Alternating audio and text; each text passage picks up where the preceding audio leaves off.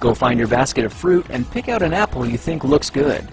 Now, using a sharp cutting knife, carefully cut the apple at a slight diagonal so that it slices right through the center of the apple core. While we're here, let's save 2 of the seeds because we'll be needing them later. Now that we've got our 2 halves, let's take the side that still has the bottom attached and place it face down on a cutting board.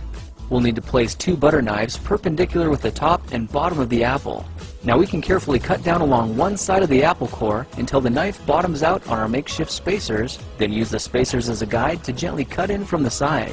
When the 2 cuts meet, you'll have an apple wedge that pops right out. And while we're here, let's cut a piece from the other side the same way.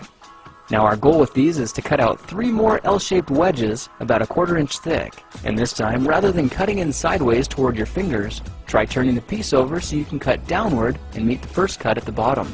Now with a little wiggle, a new apple wedge should break free. If you repeat the process 2 more times, then stagger the pieces back together, the effect is a beautifully layered wing. Now just cut the other piece the same way, and your swan's body should look like this. To make a place for the head, all we need to do is carefully cut into the front of the body and gently lift the pieces out to reveal a clean and fairly deep groove. At this point, we can go ahead and grab the other half of the apple and place it between the butter knives like before. But this time, we're just going to use them as spacers to cut an even slice off the bottom. You can see that repeating this process 3 or 4 times gives us a nice variety of shapes and sizes. Now look for a piece that resembles a heart that's been slightly flattened on top. All it takes to form the swan head is 3 strategic cuts with a knife. I made 1 angled cut to form the head, a horizontal cut to form the neck, and 1 slanted cut at the bottom for the base. Now you should be able to see how this is coming together, and to clean it up a bit, just use your knife to round off the sharp edges.